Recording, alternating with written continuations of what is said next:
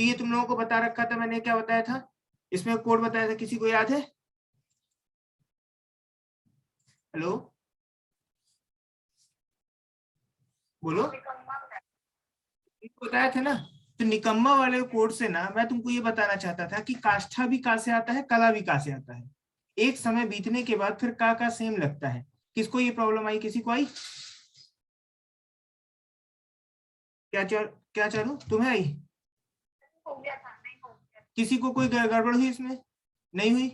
ठीक है चलो। फिर इसका देखो सुश्रुत ने कौन सा अनुशस्त्र नहीं बताया, ये लगभग बन गया होगा, सरल क्वेश्चन है। अग्रभाग पर मुड़ा हुआ शस्त्र कौन सा है, बन गया,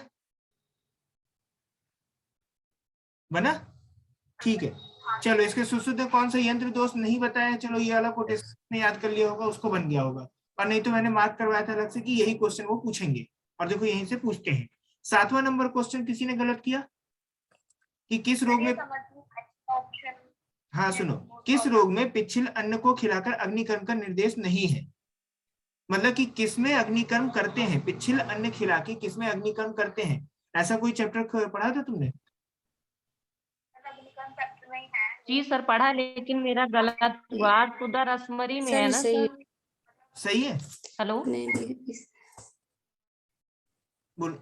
सही है सर, ये अग्नि वाला चैप्टर में था, उसमें श्लोक उसकी हिंदी में दे रखा है लेकिन श्लोक में नहीं दे रखा है उधर।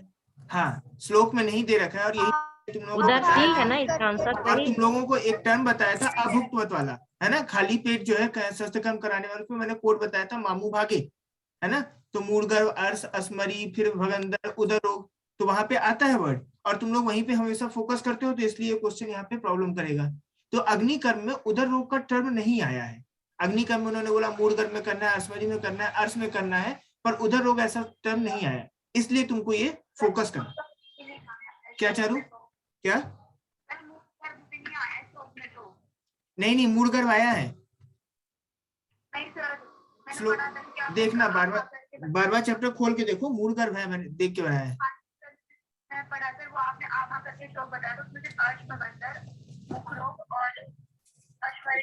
एक मिनट रुको, देख लेते हैं।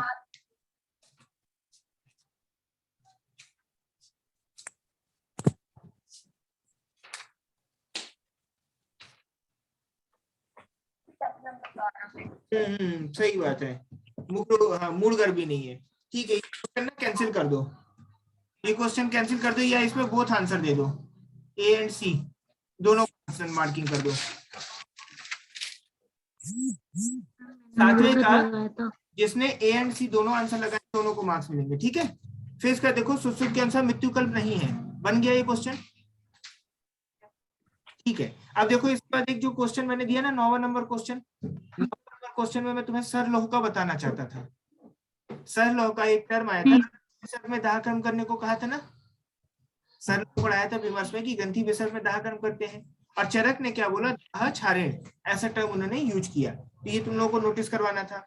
10वां क्वेश्चन जो है ये देखना चाहता था कि किसने फोकस किया है पंचकर्म में, लाघवम वेदना शांति व्याधि वेग परिचय लिंगम प्रसादो मनस तथा, ये क्वेश्चन किसका सही है? ठीक है सर ये सही है, सभी का सही है, सही है सर। ठीक है चलो बहुत बढ़िया। फिर इसके चलो नेक्स्ट देखते हैं, नेक्स्ट में कहाँ पे प्रॉब्लम आई, और सर सिक्स्थ का क्या आंसर है? सिक्स्थ का सी है तनु, 6 का सी। अच्छा, वो आंसर में डी है ना सर, वो लिखा उसको करेक्शन कर लो 6 का, और 13 का भी करेक्शन कर लो। 13 में किसी को दिक्कत है क्या? ये वाला इसलिए पढ़ा सर 13, हाँ मान सकते प्रसादनम यहाँ पे सर 13 में, हाँ बोलो सर सी लिखे थे। हाँ यस 13 का सर क्या है? सी आंसर है, 13 का सी। ओके तो फिर ठीक है।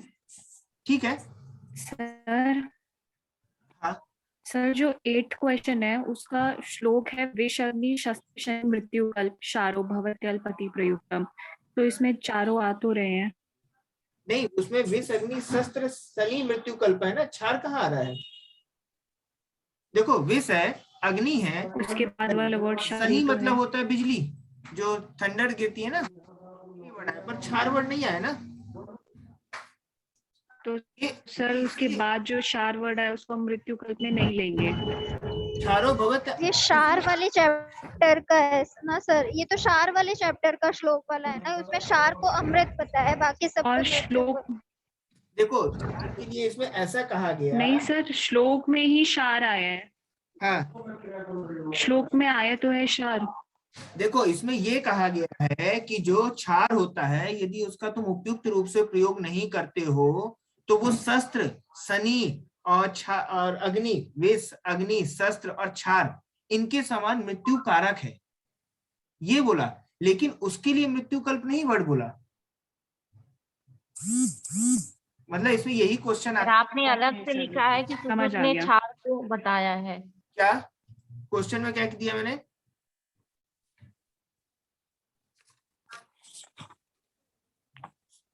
कौन सा क्वेश्चन नंबर है? सुश्रुत के अनुसार मृत्यु कल्प नहीं है। हाँ तो ठीक है ना, जब उसका दुरुपयोग करेंगे तब है, लेकिन उसके लिए भी मृत्यु कल्प वर्ड नहीं बोला ना। ठीक है, अगर इसको क्वेश्चन ऐसा तुम लोगों को लगता है कि इसमें ये वर्डिंग गलत है तो क्वेश्चन कैंसिल कर सकते हैं, पर इसमें जो क्वेश्चन है वो एक्चुअली में जो मृत्यु कल्प है, देखो यहाँ पे लिखा है विष, अग्नि, शस्त्र, शनि, मृत्यु कल्प है। इन चारों को मृत्यु कल्प कहा जाता है।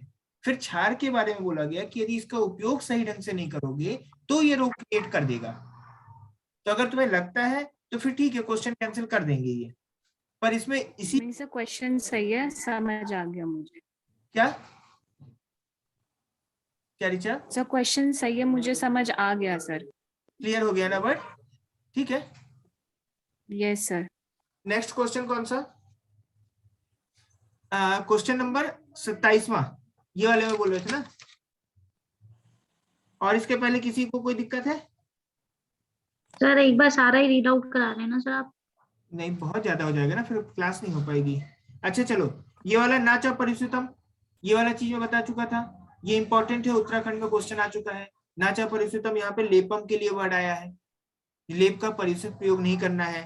फिर यहाँ पे रोहित वर्ण का लक्षण, ये मैं एक बार पिछली बार जो पेपर बनाया था तब भी इस तरह से क्वेश्चन दिया हूँ।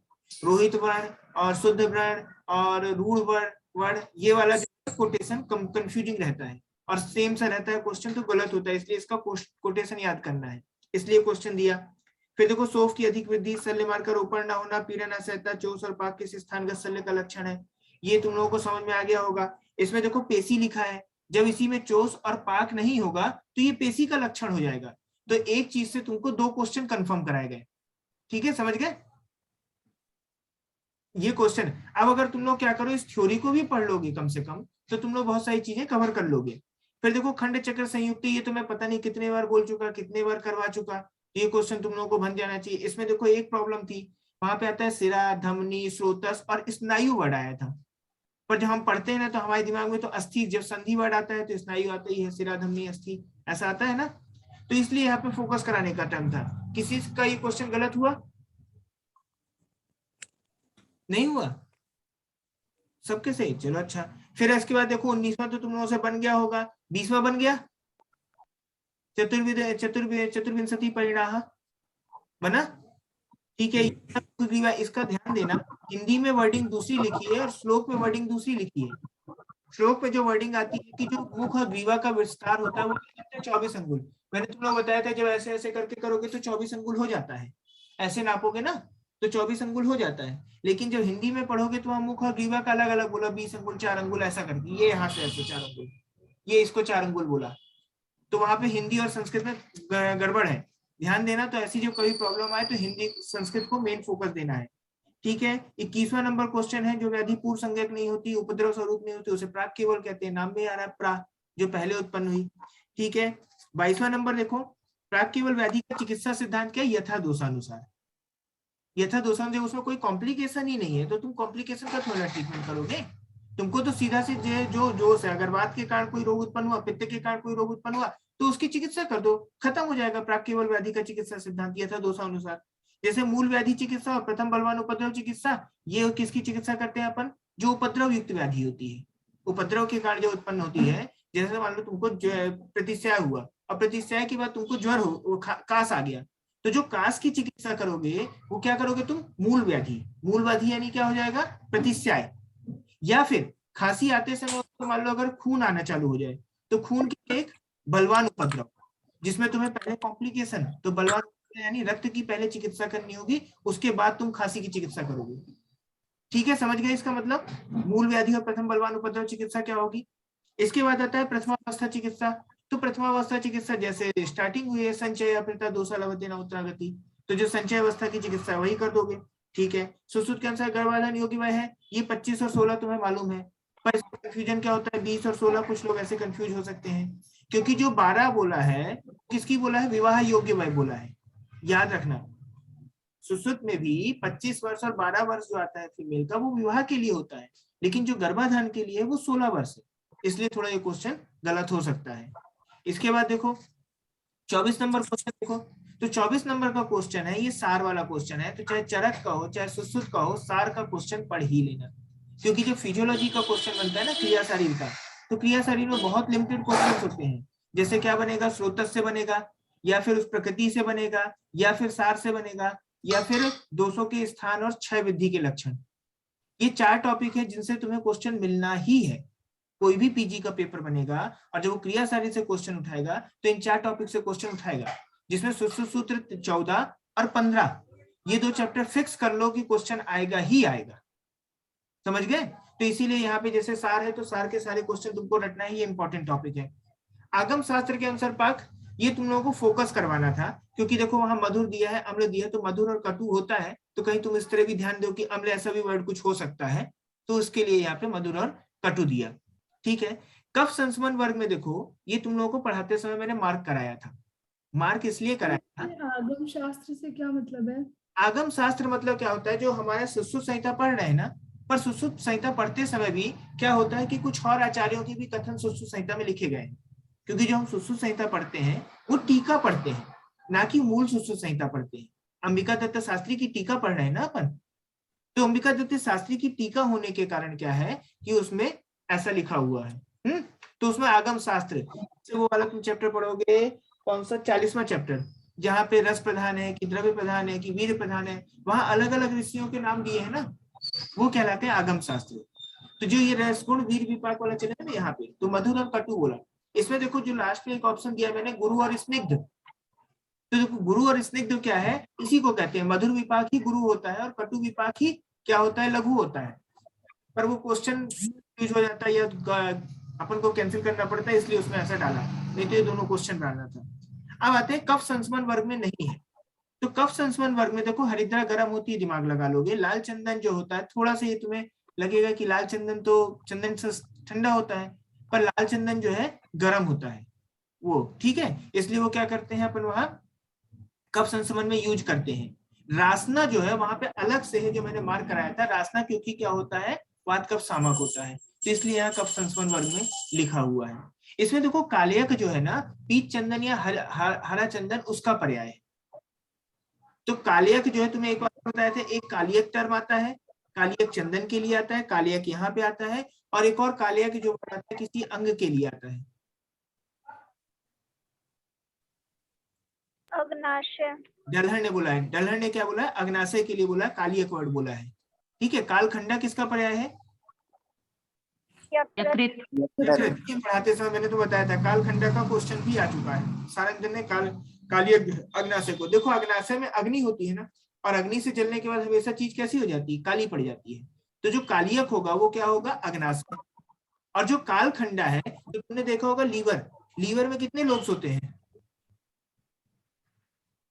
लीवर वैसे 2 होंगे, फिर उसके क्वाड्रेंट अलग अलग होंगे। 2 लोब सर, 3 लोब होते हैं शायद, वो तीसरा लोब जो पीछे की तरफ होता है जो क्लियर नहीं होता है, तो इसलिए 2 ही लोब उसके माने जाते हैं, है ना, तो 2 लोब। तो खंडा उसका याद कर लोगे ना, काल खंडा, और जो लीवर होता है हल्का सा ब्लैकिश कलर में, ऐसा करके याद कर सकते हो तुम। ठीक है, तो कफ संस्मरण। अब मूर्वा कौन से 2 संस्मरण वर्ग है, ये इसीलिए इंपॉर्टेंट है क्योंकि ये समझ में नहीं आती, और इसीलिए ये लोग क्वेश्चन पूछते हैं। जैसे जब तुम लोग वो सुश्रुत का उनका चैप्टर पढ़ोगे जहाँ पे दिया हुआ है कफ संस्मरण पित्त संस्मरण वर्ग, तो वहां पे तुम देखोगे बहुत सारे ऐसे नाम दिए हैं जो सामान्य से क्या होते हैं, गर्म होते हैं। ये मूर्वा जो है पित्त संस्मरण वर्ग है, ठीक है, तो ये शीत है क्या,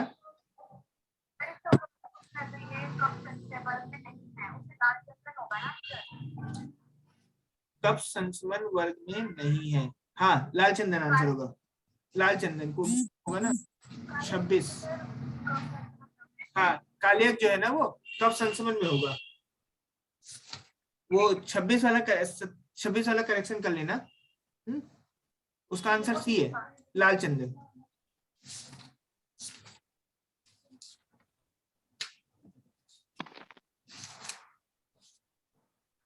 देखो पित्त संस्मरण वर्ग में मूर्वा का नाम दिया है। अब जो मूर्वा होता है ठंडा होता है, तो ये कुछ ऐसे क्वेश्चंस होते हैं ना जिन्हें हमें रट लेना चाहिए। Richa, Richa yes sir. इनको कैसे याद करना है, इनमें हमको दिमाग नहीं लगाना होता। जैसे रासना नाम आया तो रासना रट लेना है, मूर्वा नाम आया तो मूर्वा रट लेना है, और एक काम और करना है, इनमें स्टार लगा लेना है, क्योंकि ये वाले ऐसे क्वेश्चंस होते हैं जो अभी तो तुमसे बन जा रहे हैं। अगर मैं 2 महीने 3 महीने बाद फिर तुमसे पूछूंगा तो फिर तुम गलत कर दोगे इसे, या फिर क्या होगा, धोखे से खींच ले जाओगे, मान लो ऐसा हुआ। लेकिन ये दिमाग नहीं चलता ना इनमें, क्योंकि मूर्वा शीत है कि पित्त है, उष्ण है, ये अपन कभी नहीं पढ़ते हैं। इसके अलावा जैसे अपन रासना पढ़ते हैं तो वो भी इतना अपने दिमाग में नहीं रहता है कि शीत है कि उष्ण है, किस में रखा गया, तो इसलिए इसे मार्क करना है। जैसे ऐसे ही तुम जब चरक शारीर में स्कंध पढ़ोगे तो स्कंध में भी वहां पे एक आता है वर्ड गुरुचि के लिए आता है, एक जगह शून्य रुहा दिया है, एक जगह गुरुचि दिया है, तो वो चीजें हमको वहां पे ऐसे रट लेना है, ये एक्सेप्शन कहलाते हैं, रट लो इन्हें। पृथ्वी अंबुकुर भूयिष्ठम ये बन गया होगा, जीवाग्रम बाधिते उद्वेगम ये बन गया होगा, याद है कैसे याद कराया था, याद है सबको? ठीक है, फिर इसका देखो वाद संस्मरण श्रेष्ठ स्नेह, ये वाला क्वेश्चन बना। अपन तो वाद संस्मरण में चरक में पढ़ते थे, स्नेह घृत आता है ना, घृत पढ़, सबसे श्रेष्ठ स्नेह कौन सा है, लेकिन वहां पे वर्ड आता है सबसे श्रेष्ठ स्नेह, वाद संस्मरण के लिए नहीं आता है। और यहाँ सुश्रुत सूत्र 45, इसीलिए मैंने रेफरेंस भी लिख दिया कि तुम लोग देख लोगे, तो 45 में यहाँ वाद संस्मरण के लिए श्रेष्ठ बताया, क्योंकि मज्जा जो होता है सबसे गुरु होता है, घृत से गुरु क्या हो जाएगा, वसा हो जाएगा, वसा से गुरु क्या हो जाएगा, मज्जा हो जाएगा, तो सबसे कट ऑफ हो जाता है। ठीक है, पाचन में महाभूत प्रधान कौन सा हो जाएगा, ये क्वेश्चन आया हुआ था, तो 1-2 क्वेश्चन मैंने इसलिए डाले तुम लोगों को 10 क्वेश्चन, कि कुछ रिपीटेड क्वेश्चन का भी तुम्हें अंदाजा रहे कि कैसे आते हैं, तो ये इसके लिए था। धनुर्वक्र सूची ये बन गया होगा। स्वर्ण मूल अष्ट परिग्राही में परिग्राही का मतलब समझ गए होगे तुम लोग, बन गया होगा क्वेश्चन। सुश्रुत ने बालवर्ती का प्रयोग कहाँ किया, ये भी बता चुके हैं। किन व्रणों में वेदन निषिद्ध बताया गया है, ये भी बन गया होगा। कौन से भगंदर में छिद्र स्राव होता है, बन गया होगा, पढ़े हो। ठीक है, कौबज्यम किसका लक्षण है, ये पढ़े हुए, कुबड़ा हो जाना। सुश्रुत के अनुसार कहाँ स्थित व्रण के साध्य है, ये भी पढ़े हो। स्पर्श वैगुण्य क्या है, ये भी पढ़े हो, इनमें दिक्कत नहीं आई होगी। इसके बाद चलते हैं अपन किसमें, एसर्शन रीजन के क्वेश्चंस में आ जाओ। एसर्शन रीजन के क्वेश्चंस में क्या होते हैं, इसमें अपन को दिमाग कम लगाना होता है, क्योंकि ज्यादा दिमाग लगाओगे ये क्वेश्चन पक्का गलत हो जाएंगे। तो इसमें क्या करना चाहिए अपन को, सबसे पहले तो अपन को अपना कॉन्फिडेंस बचा के रखना चाहिए ऐसे इन पेपरों को सॉल्व करते समय, और इनमें ये देखना चाहिए कौन कौन सा हमने पढ़ा है, उसी पे फोकस करने चाहिए।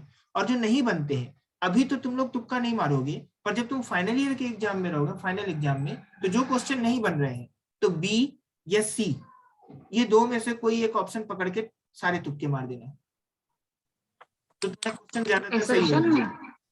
एसर्शन में या जो भी नहीं, अच्छा एसर्शन रीजन में बी या सी आंसर। देखो ए आंसर आएगा कि assertion is true, reason is false. B में है assertion is false but reason is true, और both assertion reason correct but correct not correct explanation, और उसमें आ जाएगा करेक्ट एक्सप्लेनेशन। तो जो करेक्ट एक्सप्लेनेशन है ना, वो वाला क्वेश्चन अटेम्प्ट करना सबसे कठिन काम होता है। मतलब ना, यहाँ तो ठीक है तुम लोग पढ़ा हुआ सा सॉल्व कर रहे हो, लेकिन जब आप पढ़ोगे क्वेश्चन सॉल्व करोगे तो तुमको समझ में नहीं आएगा कि ये करेक्ट एक्सप्लेनेशन है कि नहीं है। यहाँ तक तो फिर भी पकड़ लेते हैं कि ये सही है, ये सही है, ये गलत है, पर एक्सप्लेनेशन करेक्ट कठिन है, वो करेक्ट है, ये कठिन है। तो देखो जैसे कृष्ण की अपेक्षा स्थूल निंदित है, तुमने पढ़ा, स्थूल की चिकित्सा विरुद्धोपक्रम होने से कठिन होती है। अब यहाँ बहुत सारी चीजें दे सकते हैं। ये क्वेश्चन बना किसी से, चारू नहीं बना, ऋचा, प्रियंका, पायल, सर मेरा बन गया सर, पवन से बन गया, ठीक, ऋचा बन गया, और मेरे से भी हो गया सर, 40 तो मेरा भी हो गया। मेरा भी ये हो वाला गया तुम्हें सर। पढ़ाते समय ही तुम्हें बोला था कि इसे मार्क कर लो, यहाँ से एसर्शन रीजन का क्वेश्चन बनेगा। देखो एक अच्छा कर सकते हो, जब भी तुम्हें रीजन पकड़ना हो ना, तो जब इस जो एसर्शन है ना, अगर एसर्शन से रिलेटेड टॉपिक चल रहा है तो ज्यादातर चांस ये है कि रीजन करेक्ट एक्सप्लेनेशन होगा, ज्यादातर चांस है, ये बोल रहा हूँ। हाँ, जब भी तुम असर्शन पढ़ोगे और असर्शन से रिलेटेड चल रहा है, जैसे अगर मान लो बात चले यूक्रेन की चले, है ना, तो यूक्रेन का युद्ध क्यों हुआ, तो फिर उसके नीचे या यूक्रेन का युद्ध चल रहा है तो नीचे हमने उसका कुछ कारण लिखा, तो उसी से रिलेटेड ज्यादातर चांस उसके होते हैं। जैसे मैं और तुमको समझाता हूँ, अब देखो बाहर की कर्णपाली लंबी है तो भीतर की ओर संधान करना चाहिए, यदि भीतर की कर्णपाली लंबी हो तो बाहर की ओर संधान करना चाहिए। क्या दोनों एक दूसरे से कहीं हो रहे हैं? कोई रिलेशन समझ में आ रहा है तुम्हें एक दूसरे से? नहीं है ना, तो ये करेक्ट एक्सप्लेनेशन नहीं होगा। दोनों करेक्ट होंगे पर दोनों करेक्ट एक्सप्लेनेशन से नहीं। लेकिन अगर तुम ऊपर वाले देखो, क्रिस की अपेक्षा स्थूल निंदित है, असर्शन में स्थूल वर्ड आया और रीजन में देखो स्थूल वर्ड उसके साथ फिर से आ रहा है, उसका ट्रीटमेंट प्लान बता रहा है, तो इसलिए वो करेक्ट एक्सप्लेनेशन जाएगा। फिर अपन चलते हैं 42 नंबर क्वेश्चन में।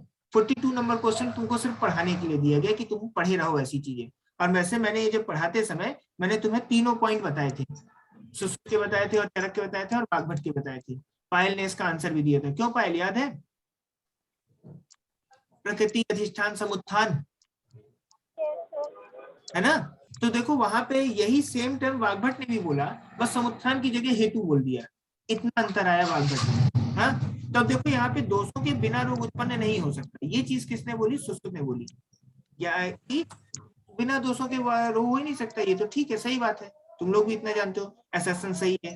फिर यहाँ देखो रीजन में क्या दे रहा है, अनुक्त रोगों की चिकित्सा दोषों के लक्षण के अनुसार करना चाहिए। कहीं ना कहीं ऊपर वाले टॉपिक से ही रिलेटेड बात चल रही है।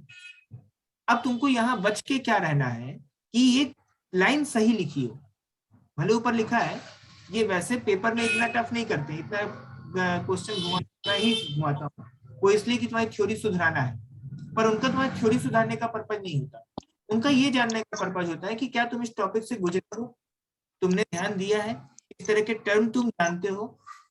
तुम्हें वो ये नहीं चाहते कि तुम उसमें मास्टर हो, बस वो इतना समझना चाहते हैं कि तुम इस टर्म से गुजरे हो कि नहीं गुजरे हो, इसको तुमने टच किया है कि नहीं। तो इसलिए ना इसमें और कोई चेंजेस नहीं करेंगे, एज इट इज लाइन देंगे।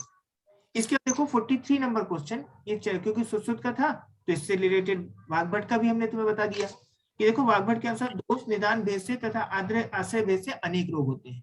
यही चीज चरक और सुश्रुत ने क्या बोला?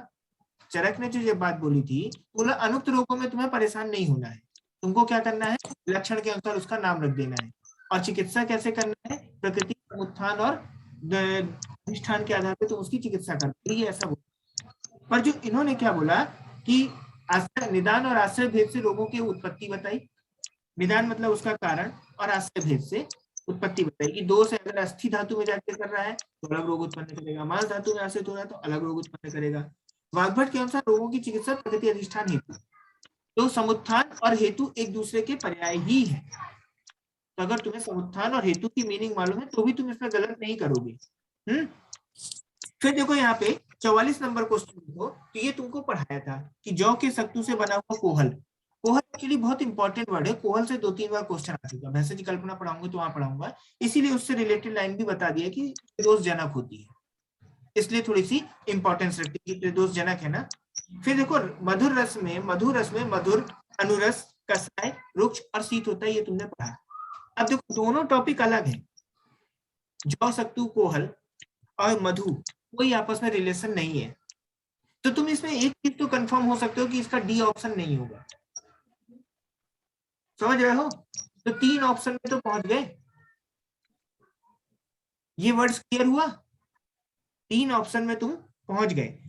आंसर में तुम 75% में हो, तुम तुक्के मार सकते हो, पर जब भी इस तरह की कंडीशन आए ना तो जनरली इसमें कम जाना कि इसमें फॉल्स होंगे, ये बोथ करेक्ट होंगे, यही हो सकता है। पेपर बनाने वाला भी इतना नहीं सोचता है कि गलत कराए, वो इसको कोहल की जगह कोई और नाम लिखे, वो बस जानना चाहता है कि तुम आता है कि नहीं। 45 नंबर जो है ये मेरी दिमाग की उपज है, ऐसा क्वेश्चन नहीं बनाएंगे, ये तो मैं तुम लोगों को जानना चाहता था कि सर्व जरान हंती, अगर तुम लोगों को मालूम है सभी प्रकार के करने वाला कोई कौन सा गण है, ये जानना चाहता था मैं। किसका आंसर सही है इसका? सर सही है ये वाला, गुड़ोची होता है सर। सही है सर। सबका मालूम है गुड़ची होता है, मेरा भी सही है सर। फोकस किया पढ़ाते समय। फिर अमल क्या ऐसा गड़ा सर्वजरापहा, ये वाला पढ़े थे, आमलक सर्वजरापहा। अब देखो यस सर, पर तुम लोग इसे कठिन क्यों समझते हो कि यहाँ पे असर्शन लिख गया, रीजन लिख गया और साथ में क्या हुआ, जरहंती श्लोक लिख गया। अगर तुम इसको सिंपल सा पकड़ना चाहे बैठो तो मैंने तुम लोगों को गुरुची में बताया था, वहां पे सर्वज्वरान हंति, गुरुची सभी प्रकार के ज्वर को नष्ट करता है। सर्वज्वरापह आम्ला का आया था और ज्वरापह वर्ड आया था। इसी तरह विषम ज्वर में क्या है, त्रिफला आया था। तो अगर वो वर्ड पकड़े रहोगे ना तो इस क्वेश्चन को तुम करेक्ट कर ले जाओगे।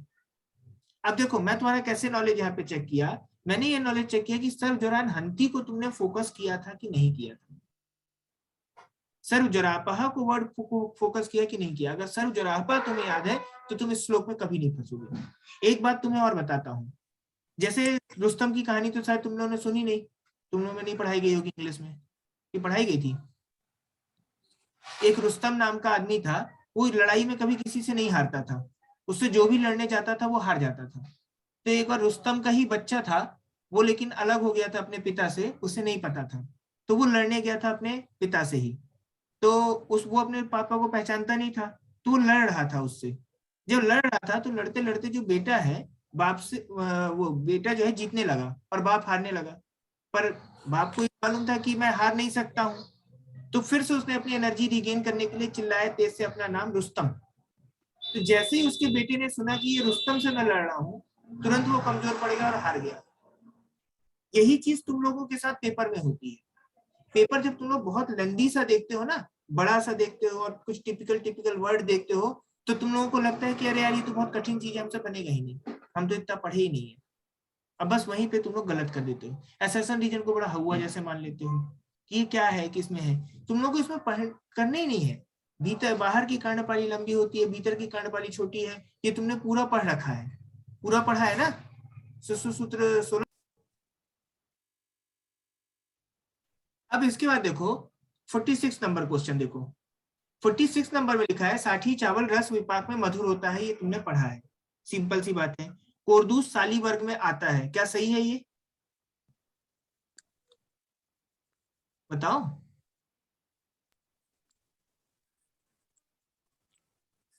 नो सर, कोरदूस जो है कुधान्य में आता है, कोरदूस कुधान्य में आता है ना, ये पढ़ाया था मैंने और अच्छे से मार्क करवाया था, बोला था ये क्वेश्चन आया हुआ है, ये क्वेश्चन आया हुआ है। तो इसीलिए देखो यहाँ पे इसको अगर तुम ये बस पहचाने होते ना कि ये कुधान्य में आता है तो तुम जान जाते कि ये लाइन गलत लिखी है। और असर्शन और रीजन में एक ही गलत हो सकता है, ये भी अच्छी याद रखना, क्योंकि ना जो ऑप्शंस दिए होते हैं हमेशा ना क्वेश्चंस को अगर तुम अच्छे से पढ़ोगे तो आंसर निकाल सकते हो, कभी नहीं फंसोगे।